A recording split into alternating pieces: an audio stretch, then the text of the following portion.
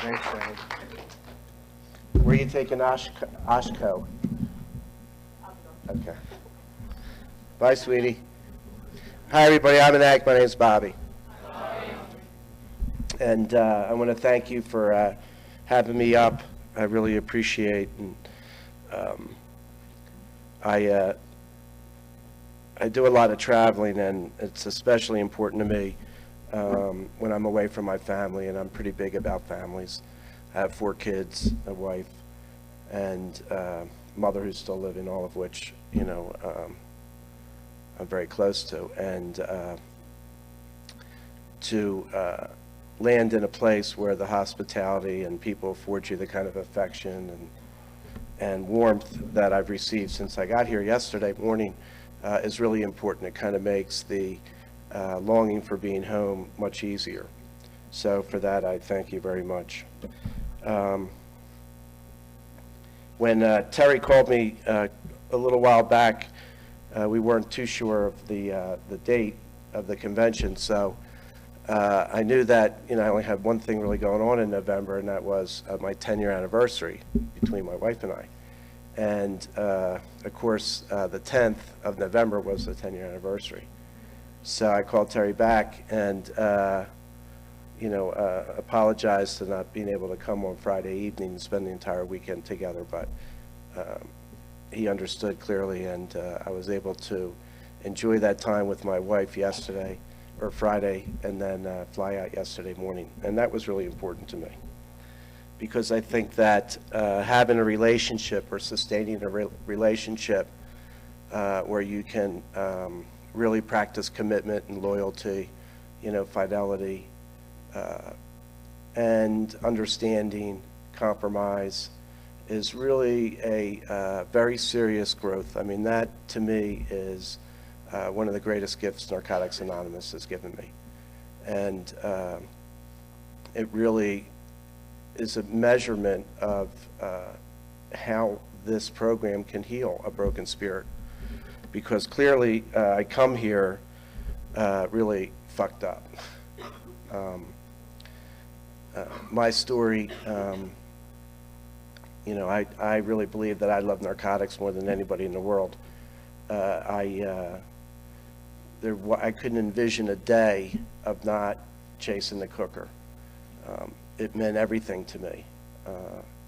I guess the clearest parallel to how I viewed using was I was in a detox in the early 70s, and a woman came in through the door, and she was in a straitjacket. She had been, I guess, you know, arrested and 302'd. 10 years older than me, and she had just inherited $883,000. And I thought to myself, now that's my kind of woman, you know. But Linda, who, you know, within 6 months, she was a suburban housewife with 2 children. Within 6 months, we were shooting dope together, burning out that inheritance. And, you know, it was clearly death money. She had acquired it from her uncle, took a shotgun and blew his head off. And, but Linda, who was very suicidal, you know, from, I guess, for a very long period of time, used to say often, you know, that she wanted to commit suicide. And I used to say, why commit suicide when you can get high? And, I mean, that's the way I understood about getting high. You know, when I woke up in the morning, I didn't look to see if my socks matched. I didn't worry about brushing my hair. You know, I was out to chase that cooker, you know, get that fix. And it didn't matter what occurred between then and that time. You know, I used to cook my dope in a soup ladle. Get a 5cc syringe. When I used to have to get totally undressed, go under bright light, you know, work from my neck to my toes till I would find a vein. And then I would take some masking tape, wrap the point around the vein so I could hold it in there, because I knew within a few hours I'd have to do it all over again. And, you know, I was okay with that. You know, I accepted that. You know, somewhere along the road, you know, and even today, I really feel this sense of not fitting in with this world. And I don't know, if I can really explain that. But I guess I've always felt that I just, and maybe one of the, and I clearly, definitely feel like I fit in here with you. And I also can really appreciate what you experience here. I mean, there's a real warmth in my heart, to see, as Shotgun would say, the pristine view, to wake up in the morning and see the brightly covered earth with this fresh snow and the quietness that brings. It really is pretty magnificent. But, for like these fleeting moments, and especially from the time I was very young, do I really feel, like connected? And I think that's why the attraction to running, and especially running to drugs, was so important to me. And that's why this idea that I could be healed here in Narcotics Anonymous and find this power that is healing, to repair or begin to heal my broken spirit, is unbelievable.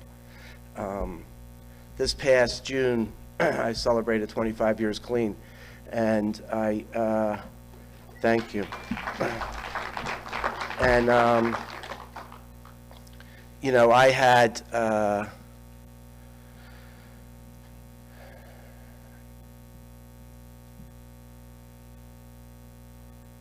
never really anticipated or expected that, I could even do that.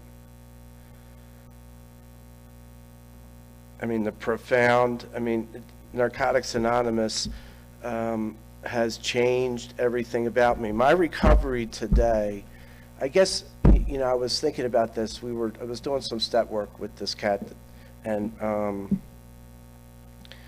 we were talking with each other about how the program has become a chosen method of life for us. I feel as passionate and as enthusiastic about my recovery today as when I first got clean, 25 years ago. I really do. And it's like this choice of feeling. My sponsor and I often talk about the difference between maintenance, or as it says in the 11th step, about improving our conscious contact, and how significant that is for us. I mean, Susan mentioned last night about, we're never still in recovery. We're either, going towards a fix or away from it. Each day I'm reminded of that, to practice some little thing, to make some little reminder in my life, to have me reflect on that, to have me understand how important that is. The vigilance that we talk about is so necessary. There was no holidays when I was using. Every day I ran to that stuff. And my program, and it's not a task. It's not a task. It's not like getting up in the morning and having to do this. I mean, this has been a wonderful weekend for me. Terry and I go so far back. I mean, what a gift that is, to be able to hold dear friends and to respect and have admiration for people that also, have battled some of the same identical challenges that you have and have been able to live to tell about it. And you watch the evolution of their lives. I mean, it's remarkable. I mean, Terry, since coming to Utah, and probably the combination of that and Pam, has really had a conversion. More than likely, he probably even votes Republican now. I don't know that for a fact, but it'd be my guess.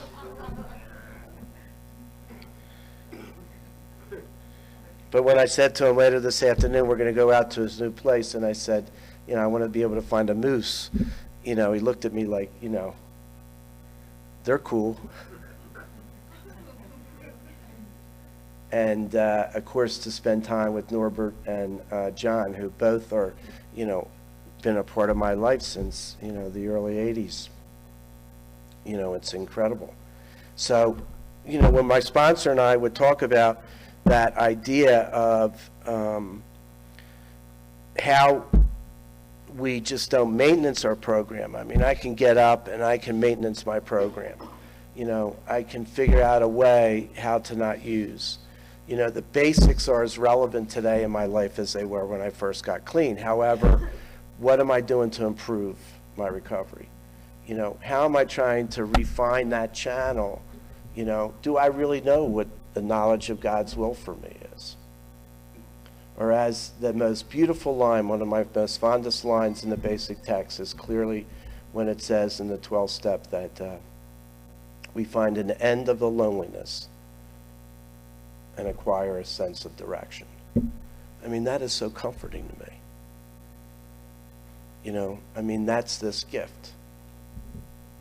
I know this is the closing meeting, and, you know, it's entitled a spiritual meeting, and it probably, I'm not going to allow that to create any kind of pressure on myself, and, you know, don't create any expectations out of that. But if I can maybe describe for you for a little bit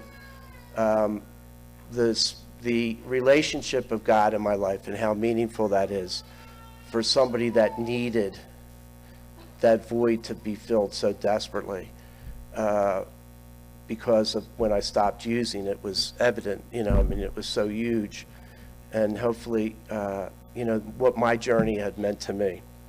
Because I think when I clearly got here in the program, and I had, I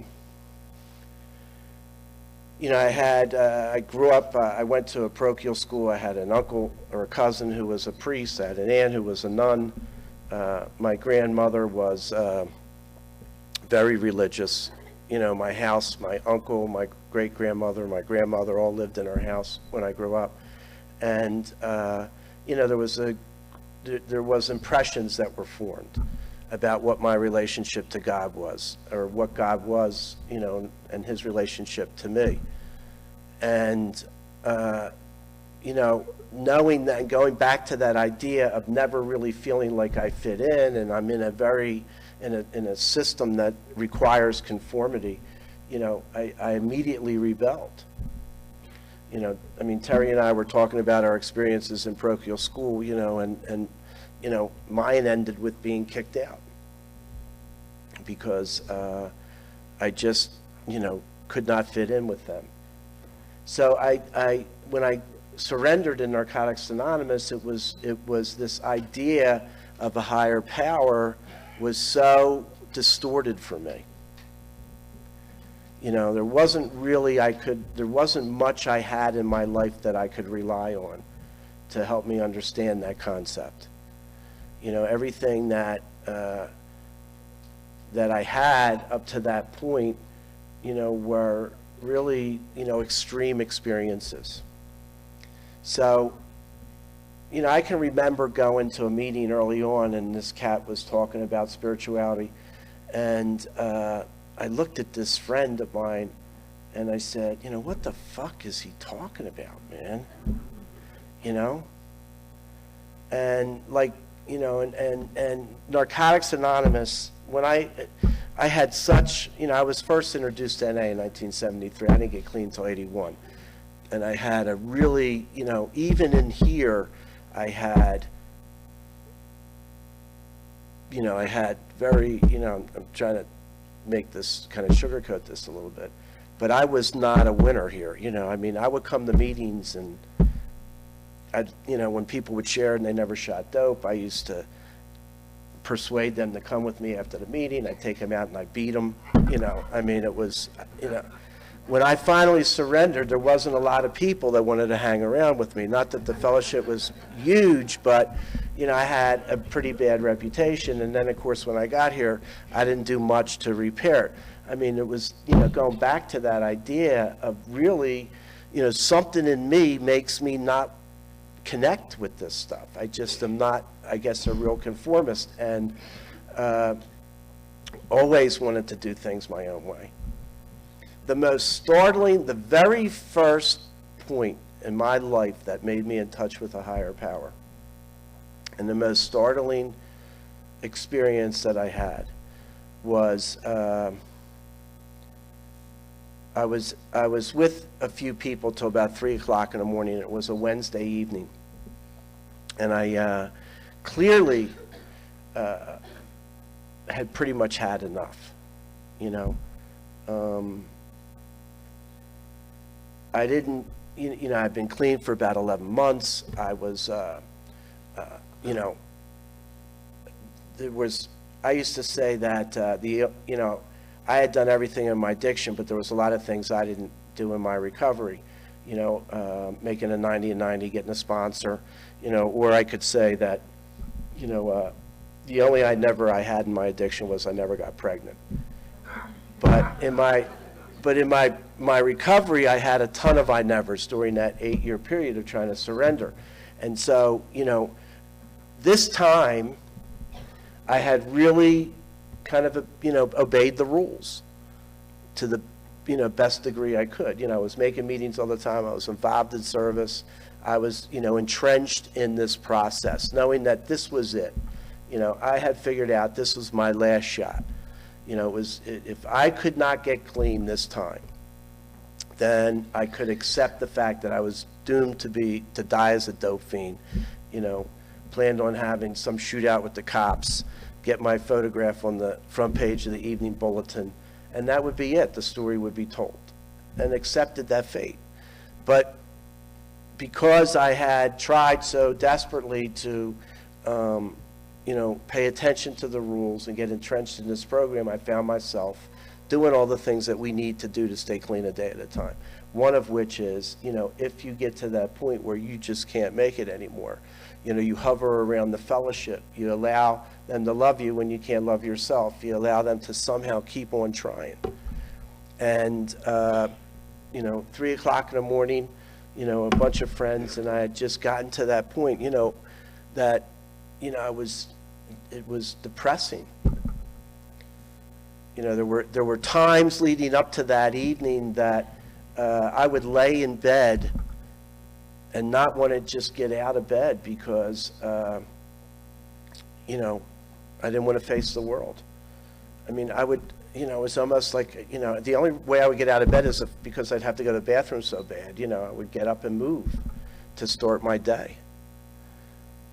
You know, it was difficult for me to bathe. You know, that part of your body, like between your chin and your belly button, it would just churn and it would wrench like that. And it just made me feel so uncomfortable living without using.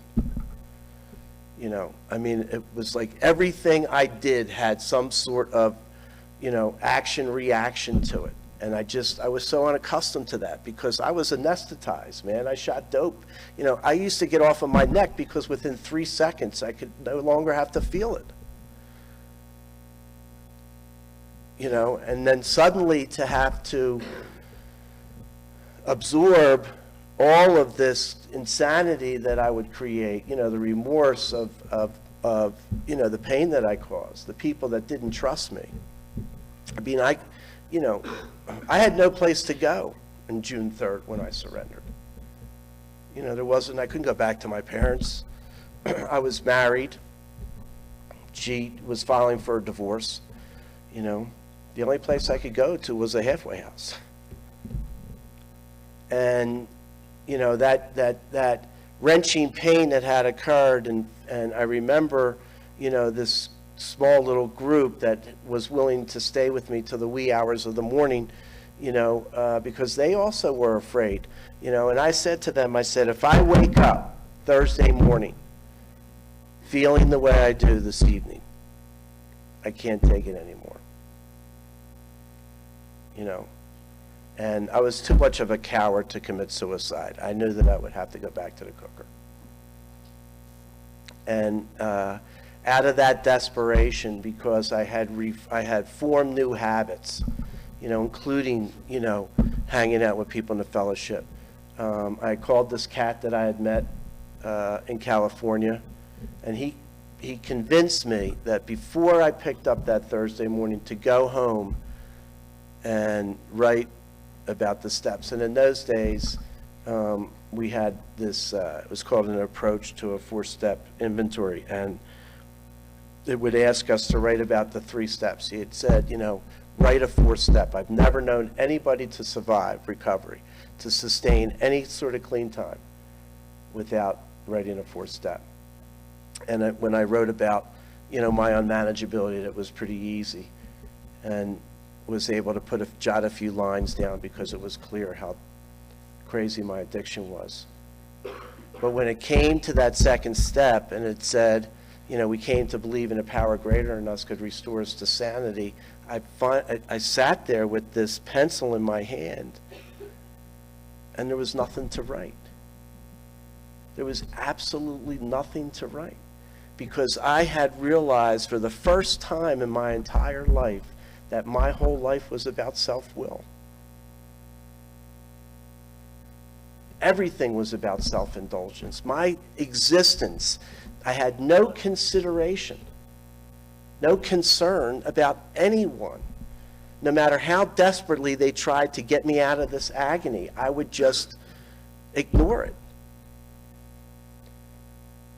And I realized that I had been running all this time. I was almost 30 years old. I was about 30 years old, and I had realized that I had been relying on self-will.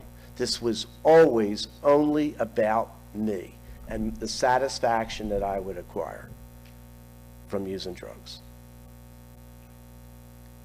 And as a result, I was freaked.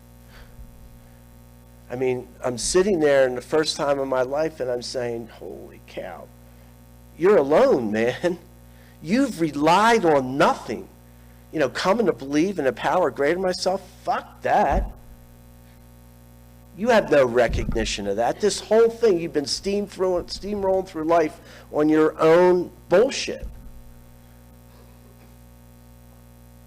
And the only thing that I could do was, out of desperation again, reach up, forming new habits. I had NA literature and stuff that was very close to my bedside. I reached over to that. I pulled everything else that was related to the 2nd step. And I remember falling asleep that evening, reading that information with it on my lap. When I woke up that next Thursday morning, one of the most remarkable things had happened to me. And the pain was gone. That preoccupation I had, that sense, that crushing blow, that emotional jogging back and forth. I was so pain weary from all of this, living life without using, and it had come to bear so dramatically on my life that all of a sudden, when I woke up that Thursday morning, it was literally physically lifted from me. I mean, it became a physical burden. The depression was overwhelming. And it was literally lifted out of my body. And of course, the first thought that came to my head is, I physically felt different. The first thought that came to my head was, well, let me start thinking of shit that'll bring this thing back, man, to make me feel terrible and awkward again. And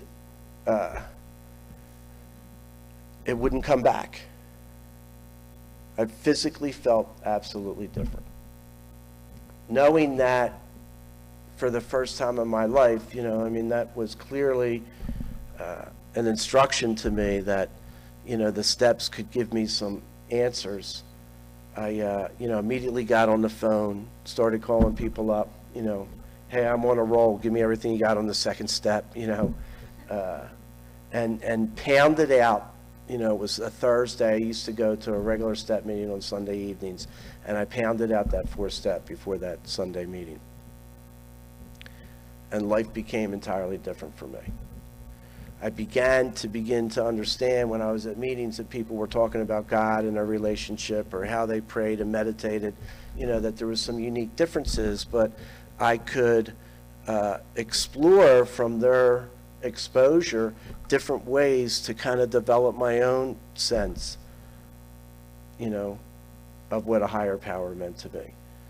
of what a conscious contact would mean. And, I began to, through the steps, really get a clear understanding of how much my faith is necessary to my personal recovery. Now, probably for the next, 7 or 8 years, there was this conflict that was going on between me and, living life clean with a clean heart, and then, me living, the Bobby Bonds life, And, it got to a point where some of these discretions were compromising, all of my values, and I found myself continuing to hurt people, That's why, I go back to the importance of, monogamy and commitment in a relationship, because I couldn't do that before then. And there's a real sense of value in that. And for me, and I found myself, it was the hypocrisy had become so great, so large in my life, and it loomed so heavy. When I would go to a meeting and I would hear other people sharing, or I myself would share about a specific topic, I would again feel dirty inside, that I was living life, I was unable to walk the talk, and I was living life one way as opposed to really feeling it inside and living life the way I wanted to live it, or as I had talked. And words are really, words are an important thing for me in Narcotics Anonymous, because they offer such important meaning. The difference is that, how do I gather the stamina to actually make those words real? How do I demonstrate in my life all those things that I'm saying? And that's been very difficult for me, especially, when I felt that there was so much, I was living life two different worlds. And I was coming around my 10-year anniversary, and I knew that I no longer could live like that. And I made a commitment to go on a hunt, to search for God in my life. Because I went back to that idea of the second step, that, this insanity once again, I had substituted, my addiction, and many, created new forms of my addiction. And I was still very impulsive, I still was willing to compromise things that were very valuable to me just for immediate gratification. And I knew I had to go back and find some sort of anchor spiritually in my life to be able to make me do things differently. And, that journey never stops for me today. It never stops.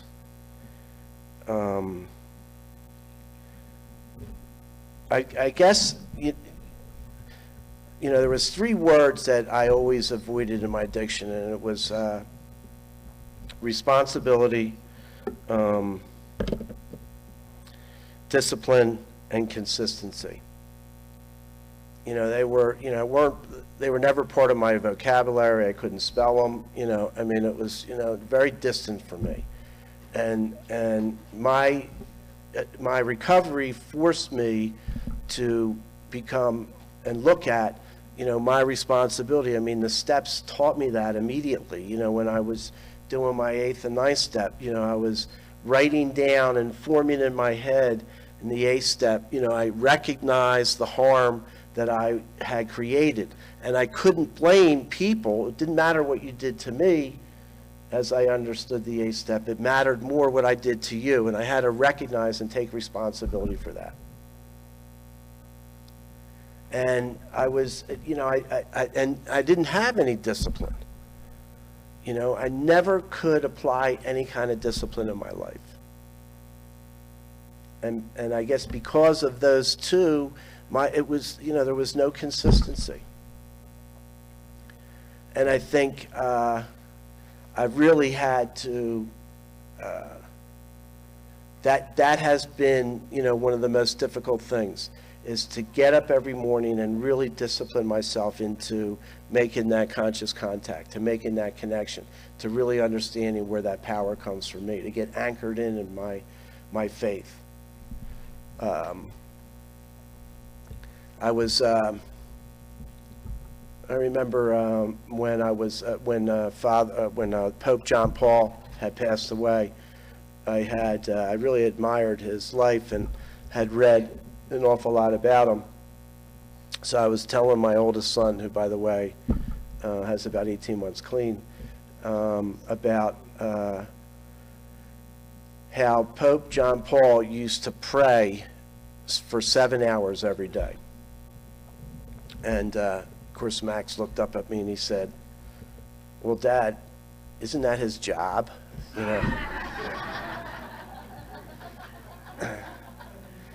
But the point that I was trying to make is, here's this cat who's been, tied in.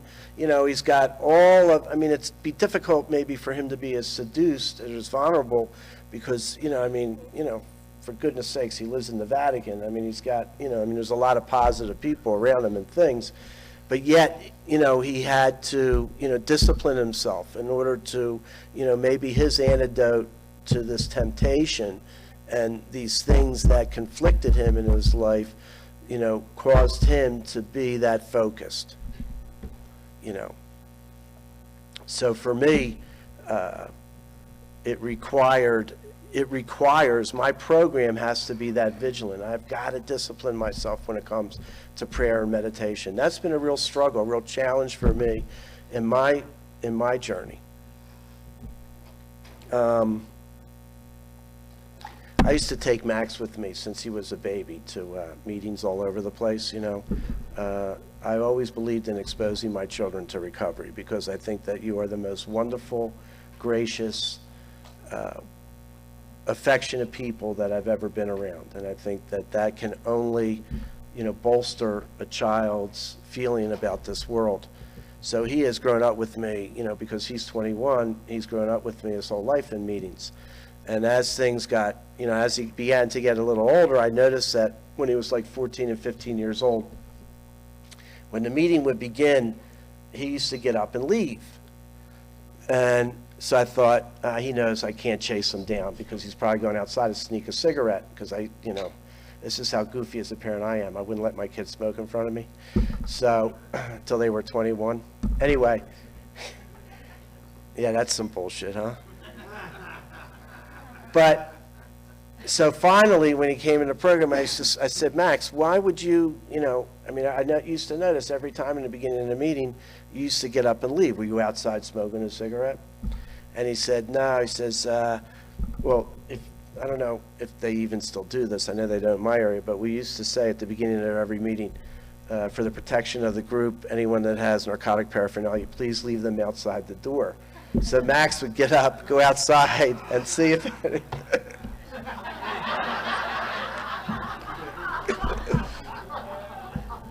That's my payback to him, because I like to embarrass and torture all my kids as often as I possibly can, because I know as a parent they're going to torture me, and I want to embarrass them. But this, and then there was, and even with him, I found some really perplexing times, because, there's this whole, in my journey, I've had this real difficulty with, this idea of religious dogma, what I've been taught and what I've learned and what I see, the hypocrisy. We all get the news reports. A couple states away, a cat recently, who was an evangelist, proselytizing and pounding gay people, the hypocrisy was deep. It was really evident to me that people, like me, were unable to walk the talk. So, I'd have real difficulty with all this stuff. And then, the whole idea of science, with science, how that, throws a curveball into my fundamental belief about, where we are and what our purpose and mission is in here and how we arrived and where we're supposed to go. I mean, you know, these really have been complex questions for me, you know, about what faith really is, you know, and what my God is and what my God does for me. And those times when I find the most doubt, when I question the most often, I can go back to, you know, it's like all the notches that I've gotten in my belt over the years, the times when I've been confronted with insurmountable problems. I've suffered, you know, real adversity in my life, and it was my faith that got me through. You know, so even when I torture myself by some of those real complex questions about what faith is for me, you know, or how I see it as being so meaningful in my recovery, I can be anchored very clearly by going back to past experiences when I recognize that if it wasn't for God, I wouldn't have made it through. You know, I remember early in my recovery, you know, prior to that time, that Wednesday evening, you know, my sponsor had it up to here with me because, you know, I would, all I would do is bitch and complain and talk about needing to get high. And, you know, I remember, you know, him leaving me one afternoon as we came back from some NA thing, and, you know, he just looked at me, he says, you know, sometimes people in this program, the only thing between them and using a drug is a divine intervention, you know, is God literally taking the time to intervene in our lives. And he slammed the door closed and left. And that's pretty fucked up, you know, like that's not going to happen to me. You know, but there's no doubt about it that I have seen the activity of God in my life clearly, both through my addiction and my recovery. And when I become confused or I question or I doubt his practical influence or my belief, I can turn back to those pages where it was so clear, it was so evident that he was here. You know, last summer, my youngest son woke up one morning, came into our bedroom and was limping. And we were supposed to go to Disneyland that afternoon. So, you know, called the doctor. The doctor said, you have one or two choices. You can either get, you know, come and see us, cancel your trip, and or, you know, bring him in, have him go through some tests. So, you know, we got some baby Motrin and an ACE bandage, and we decided to go because my other older daughter was really looking forward to it, and we also felt that he would too. So we left, and he didn't get any better. By, you know, after a couple of days, he wasn't walking whatsoever. I went, we left, came back home, took him to the hospital. You know, they x-rayed him, did blood work, and they couldn't find, you know, what was wrong with him. And he was in a lot of pain. And now he wasn't walking at all. And it was kind of tough, you know. It was, he had just turned 4, and we had bought him a basketball net for his birthday. And I remember he was in the back, and he would throw up a basketball, and he'd kind of land on his feet, and I guess the pressure was so overwhelming, he would just drop to the ground and start crying, you know, because he couldn't stand, couldn't walk any longer. So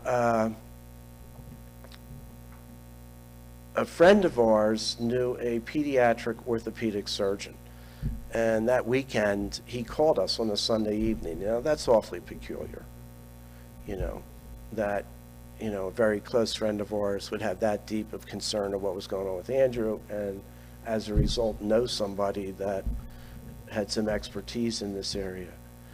And he spent a lot of time talking to my wife and I, and then he demanded that we bring Andrew in the next day for further testing. And we did. About 4 days later, the test results came back, and he I walked in his office, and within 10 seconds, he looked at me and he says, "We're going to have to perform an emergency operation." And, I'm like thinking in my head, whoa, man, stop. I know surgeons, they got a bias towards this shit. He wants to cut my kid, And I said a really important thing to him, and I said, my initial reaction to him was, that's a pretty extreme move, for what the situation is. And, you are a surgeon. Is that your initial? And he looked at me, he said, "Bobby, stop. I'm not a salesman." That was a good comment back to me. It's like, you can do whatever the fuck you want. Here's the facts. And after that discussion, they admitted him the next morning into the hospital, and they found a growth on his femur bone that had burrowed like a 4 millimeter hole. And they had pulled it out, or scraped it out, and to determine whether it was cancer. And it wasn't. It was a very rare bacterial infection called osteomyelitis. So the treatment was he had to go on the oncology ward with all the other cancer victims, children, which was a serious trip within itself to be up there for 5 days. And they took a PICC line and they inserted a tube that went through his artery in his arm and went directly into his heart, and attached this little plastic connector to it. And when they sent him home from the hospital, my wife and I every 8 hours had to administer, with a spike, a syringe, clean it out, unclog it, clean it out, go through this whole procedure to administer this stuff. It took about an hour, and then put this medication in him for 6 weeks. And, in the beginning of that, my faith said to me, immediately, God, just have me accept whatever the outcome is, right? And eventually, I think what happened was, as I began to understand clearly, and even though initially the prognosis was not good, the eventual outcome of something like that is either they amputate the leg, or they have to do these infusions for, maybe the remainder of his life every couple of days. So it ended up that the antibiotic that they used was the right one for this particular infection. And his chance of having a reoccurrence is like 5%. But maybe the point is that what happened during that time, coming back and being anchored and focused in my faith, I really believe that part of his rehabilitation, or part of what happened for him that was so magical, and part of the cure, was how close I was to God and how much I accepted whatever the outcome, whatever he would deliver on me. And I believe it had affected the way that my wife administered the medication. There wasn't a lot of fear in our bodies. We didn't kind of perpetuate the anxiousness that we both felt over this experience. And, it just reinstated for me that God plays a role so significant in my recovery, which is my life. There's no difference between my life and my recovery. The two run on parallel tracks. I come to Narcotics Anonymous because I want to be here, because it enriches my life. I grow here. Every day, creates an opportunity, for me to have a safe trip home, Norbert, meet new people, experience new things, and continue to grow, find out more discoveries about myself that are going to help heal my broken spirit. I'm challenged. I am absolutely challenged. I've got serious vulnerabilities. I am likely to react in ways that I intellectually don't think I should. you know, and sometimes I don't have the courage, the strength, or the perseverance to fight those things off, even though I'll suffer serious consequences. And, you know, call it what you'd like, whether it's weakness or maybe I'm impaired physiologically some way or something, but it doesn't matter. What matters is the antidote to my problem is the love, the affection, the warmth, the encouragement, the generosity that I experience in Narcotics Anonymous. This is what heals me. You know, this is what gives me an opportunity to face adversity and to change everything, to give me an option to do something differently in my life where my normal reaction is not going to be to do something differently. I want to close with two quick little things. One is a prayer that is very relevant in my life, and the other is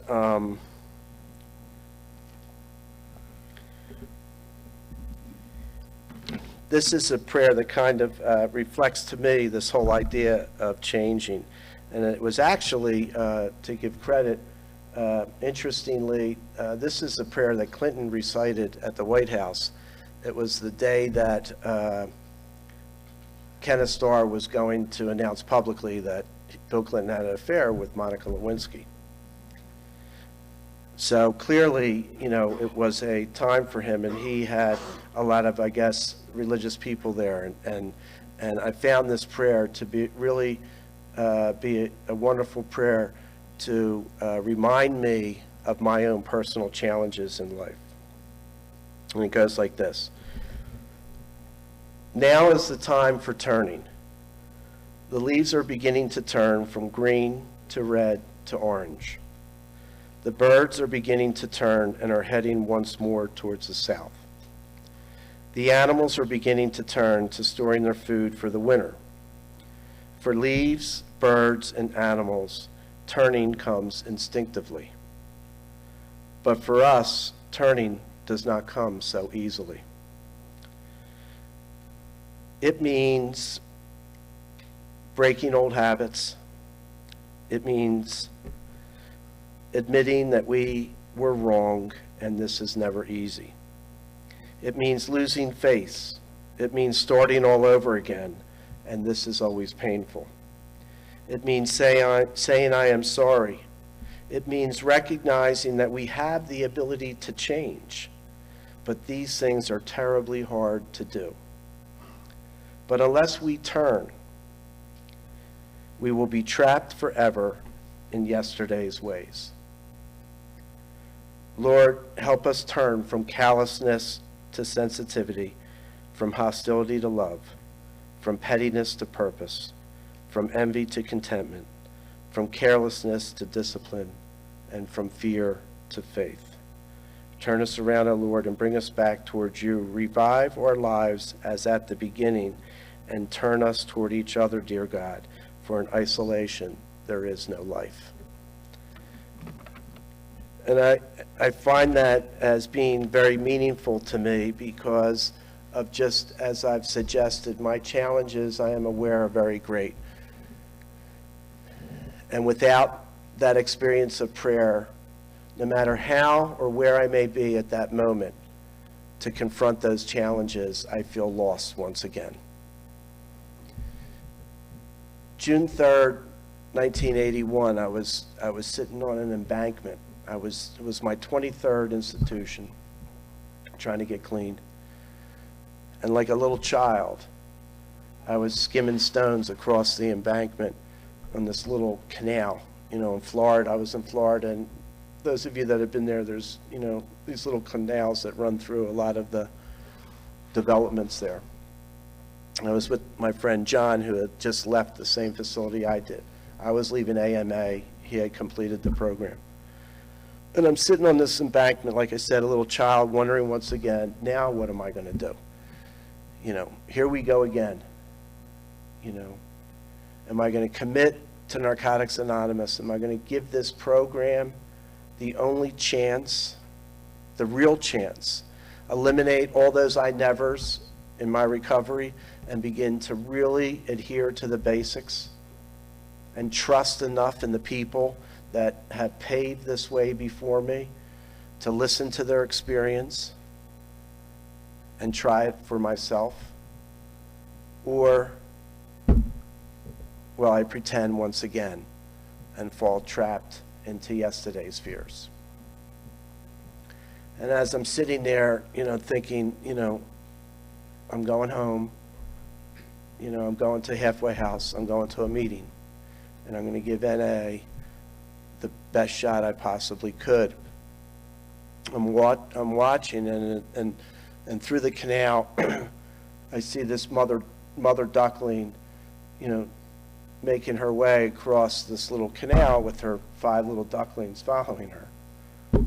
And as I'm kind of watching there, kind of daydreaming about what my future holds for me, suddenly I watch, the baby duckling in line, the last in line, gets sucked underneath the water real rapidly, and the mother duckling kind of, reaches out her wings, and she's flopping in the top of the water, trying to stop whatever occurred. And baby duckling pops up out of the water, and the mother duckling takes the other 4 ducklings off to the embankment, the other side of the embankment. This little baby duckling comes over to where I was. And an alligator had come out of the water and tried to eat him. So, I pick up this baby duckling, and here John and I are standing there, and I could see that underneath his wings, was completely ripped by where the alligator kind of chomped at him. So, I turned to John and said, we got to save this duck's life, man, and, that idea of changing your con into constructive. There was a woman on the other side sunbathing, and I hollered over to her because, I had just gotten out of treatment and there was nobody around. What the hell am I going to do? And so I hollered over to her and somehow persuaded her to jump in her automobile, swing around, grab us while he threw the duck into a sock, and we're going to take it out to a veterinarian and get this duck healed. So sure enough, she throws on a shirt or something, jumps in her automobile, swings around. We all pile into the car, and we head off to this veterinarian near Clearwater. We arrive there. I run inside and run up to the desk, and the receptionist is sitting there. And she looks at me, and I got this baby duckling stuck in a sock, and there's blood all over his wings, and it's kind of like hanging out. And I said to her, I'm here to drop this baby duckling off, try to explain what happened. And she looked at me and said, I'm sorry, but the doctor here doesn't take care of ducks. And, looking very distraught, I looked down at her like, what am I going to do now? And she said, well, there's another veterinarian. It's a couple miles away. Try them. They may be able to help this little duck. Run back in the car, explain it to the woman. Sure enough, persuade her to go to the next veterinarian. And I run in there, really distressed. Run up to the front desk where the receptionist was. Explain her to the story, what had occurred. She looks up to me and says, this doctor doesn't handle ducklings. There's nothing that we can do. Looking obviously distraught, really feeling the pain of this now, she looked at me and she said, well, wait a minute. There is a place I've heard about. It's up in Tampa, about 50 miles away, where they heal and take care of birds. So she gave me the name of it, and I went out to the car and somehow persuaded this poor woman to drive 50 miles to Tampa. Sure enough, she does. We pull up to this amazing place, which was right on the Tampa Bay, and it was fenced in, had a big archway in the front of it, and there was a trailer onto the side. And we went in there, went right up to this trailer, and out came these 5 or 6 guys in white coats and handed them the sock with the baby duckling, and they assured us after they named it after us, that they would take care and heal this little bird.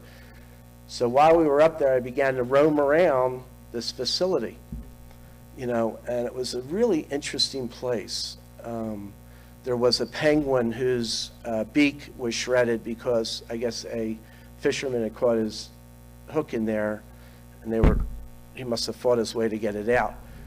There was a bald eagle that was perched on top of this rock, and his chest was sticking out real boldly and standing up real erect. And as I looked a little closer, both of his wings were severed off from where he had gone through some power lines. And there was so as I inquired, apparently this place, this sanctuary, was very unusual. In other words, birds from all over the area that were sick or tired or unhealthy would fly into the sanctuary. They'd walk in and they would find these birds there. And they would come there to get healed. And they would come from all over. And I guess what I realized retrospectively as I look back at my life today, that, that very same day, June 3rd, somebody, people communicated to me that there was a place where my broken spirit could be healed, that I could find this sanctuary, this place to live again, this place to come, and people would be able to love me and repair my broken spirit. And that day, June 3rd, when I made that surrender to Narcotics Anonymous, I found my sanctuary.